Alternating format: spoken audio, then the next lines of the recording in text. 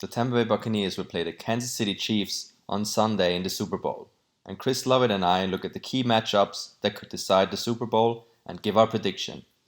Don't forget to leave a like and subscribe for more NFL videos. If we look at the kind of the key matchups before this upcoming Super Bowl between the Tampa Bay Bucks and the Kansas City Chiefs, we have obviously one big question mark for the Chiefs is their offensive line. They're going to be without Eric Fisher, who unfortunately suffered an Achilles injury in the title game against the Bills. They're also missing their all-pro right tackle Mitchell Schwartz, and this probably couldn't come to a worse time to face like one of the best pass rush they've ever faced with Shaquille Barrett, Jason Pierre-Paul, and Ndamukong Suh in the middle. That's going to be one hell of a matchup for the Chiefs' offensive line. Yeah, I mean the worst possible time to have something like this happen. You lose your two Pro Bowl slash All Pro tackles, two of the most important positions in the whole game. But I think there's ways that the Chiefs are going to be able to, I guess, mitigate this slightly.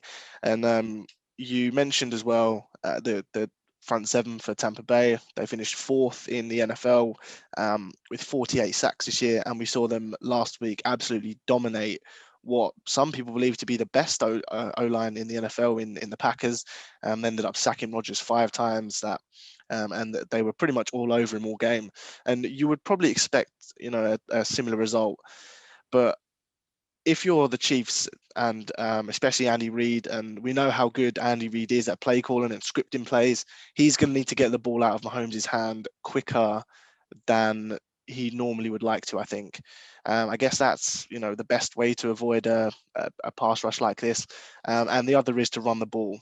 And if they can do both of those things, then I think they should still, be fine this game. But it's definitely not ideal to obviously have to reshuffle your O line and lose so many key pieces just going into the Super Bowl. Yeah, definitely. I mean, the one thing that the Chiefs have to do is, yeah, like maybe throw some more screen passes in there or just get some more motion and hit some jet sweeps. Or, yeah, I mean, Andy Reid is pretty much one of the most inventive play callers out there. So they're going to be fine, I think, in that regard. But just if Mahomes doesn't have enough time, then his weapons downfield will be less effective. So I definitely think it's going to be advantage Buccaneers on that front if you just take the O line of the Chiefs and the front seven of the Bucks. So the Bucks will definitely have the advantage there. Yeah, definitely. And I think it probably means the shallow and intermediate routes that we see a lot of Kelsey running, and we see a lot of their backs running those routes as well. Even like Hardman and Hill on crossing routes. I think those routes closer to the line of scrimmage are going to see more action. And yeah, I think it probably is going to take away some of the deep game. With obviously, Mahomes maybe only having 2 or 3 seconds to throw the ball, whereas normally, he's standing in a clean pocket and he can just launch the ball down the field. So yeah, I definitely think this will take away from their deep passing game. Yeah, but still, on the other hand, I still think that like with Tyreek Hill, they're gonna have a massive advantage against the Bucks secondary, or at least that's what they had in their previous matchup this year when Hill torched the Bucks for 269 yards and 3 touchdowns. I mean, Davis, the Bucks corner, he was just not able to keep up with Hill's speed, and he was the closest defenders to all those 3 scores and covered him for 9 of Hill's 13 catches. So the Buccaneers definitely have to figure out something else to kind of keep Tyreek Hill in check. Yeah, it's really not ideal for the Bucks to have both of their safeties questionable as well. With Winfield and I think it's Whitehead, both of those guys are potentially questionable. And if there's one team that you need high quality safety play from, it's when you're playing Kansas City. And yeah, in that first game, watching what Hill did to Carlton Davis, he beat him on contested catches. It was inside outside releases. It was shallow routes. It was deep routes. Like just pretty much did whatever he wanted to do really. And there's no way the Bucks can just leave, one player on an island. And I think this goes back to, again, potentially having or not having their starting safeties. I mean, you pretty much need to have one safety over the top against Tyreek Hill all the time as like a bit of an insurance policy. And that then obviously takes away what you can call on defense and how exotic you can be.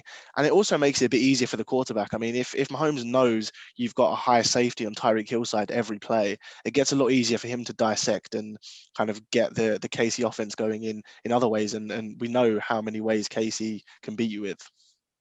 Yeah, the one kind of good thing for the Bucks is that since their Week 12 loss and after the bye week, they kind of they changed their secondary a bit. They play more two-man coverage now.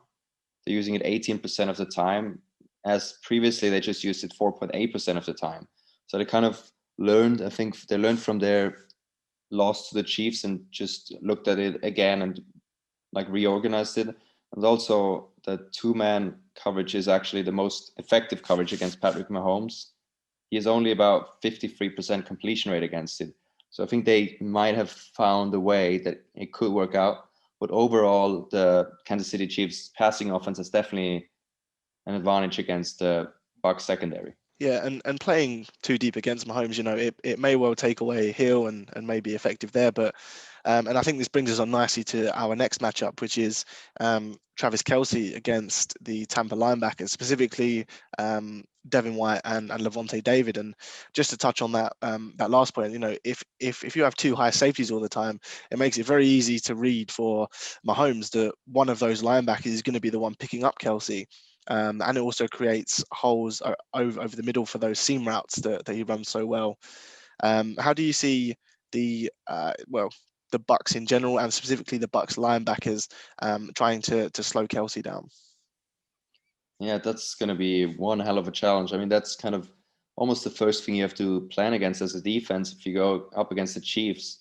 I mean, the Browns tried it. The Browns tried it. The Bills tried it, but both failed. And he had over 100 yards against each of those opponents. It's going to be very tough. But I think with Devin White, they have the exact right linebacker to try to cover Kelce. Obviously, he's not as good in coverage as Levante David, but he has the speed.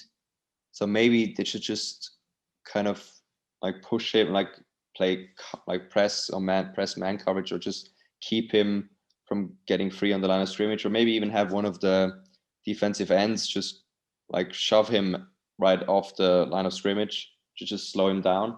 It's definitely one tough task. Yeah, I think they will have to get creative with how they try and slow down both Kelce and Hill, because just kind of having one strategy and going to that, it's probably not going to work. So if they just stick Devin White on him, I can't see that going very well. And also in obvious passing situations like third and long, second and long, things like that, I think then you will probably more see like the kind of man coverage. They would probably be happy to give up completions underneath to Kelce for most of the game. It's the long and intermediate throws that I think really, do it for defenses. When you see Kelce get into those gaps in between the linebackers and the safeties, that's when I think he's most effective. He's so smart running routes, and I think this is probably going to have to be more of a man coverage approach, because Kelce just he reads zone coverages so well, stops exactly where he needs to be, and Mahomes just extends the play and finds him all the time. But I think they will have to get creative with how they slow down both Kelce and Hill. Yeah, I think like we mentioned earlier, the best I think answer to that would just be to keep putting the pressure on Mahomes just every time, just make him like uncomfortable in the pocket, and just don't let him have enough time to fully scan the field. But yeah, it's definitely Kelce and Tyreek Hill would be like just a big advantage, a huge advantage almost against that Bucks defense, who is pretty solid and who made like great improvements, especially against the Packers. You could see how well they played, but Casey's just another, like maybe just the next step, just another step higher than the Packers' offensive weapons. But I mean, the Bucks, they're not completely without offensive weapons, of course. If you have Tom Brady, and then Leonard Fournette has been like better and better and more involved these past few weeks. He has 313 total yards and 3 touchdowns in the postseason so far. So that's definitely going to be one kind of weapon that the KC defense has to stop. And even though they were great against the Bills running game, it's kind of not the same. Like Singletary and Fournette, they're not quite the same runner. So that's going to be a tough task for the Chiefs. Yeah, and if you're Jacksonville, you're probably saying, where's this Leonard Fournette been for the last, 3 or 4 years? He's been amazing in the playoffs, and really really providing the perfect complement to the Tampa Bay offense. It's so easy to just see the star wide receivers, Evans, Brown, Godwin, Scotty Miller's been big for them as well. But to have a nice running game and to have the running game going is just the perfect complement to that. And Fournette's done a great job at making the Buccaneers more balanced. He's been a bell cow for them. He's done everything that you could ask for him, really. And him and Ronald Jones should provide a great 1-2 punch, and they'll be able to, Tampa Bay hopes they'll be able to do probably the most key thing when you play Mahomes, and that's keep him over there on the sideline and keep the KC defense on the field instead. So yeah, definitely a big matchup. And if Tampa Bay can get the running game going and control the clock, then I think they do have a really good chance of winning the Super Bowl. Yeah, I think it's going to be a very interesting game, very close. I think it's so close to call, but I mean, they both have so many weapons, so much firepower.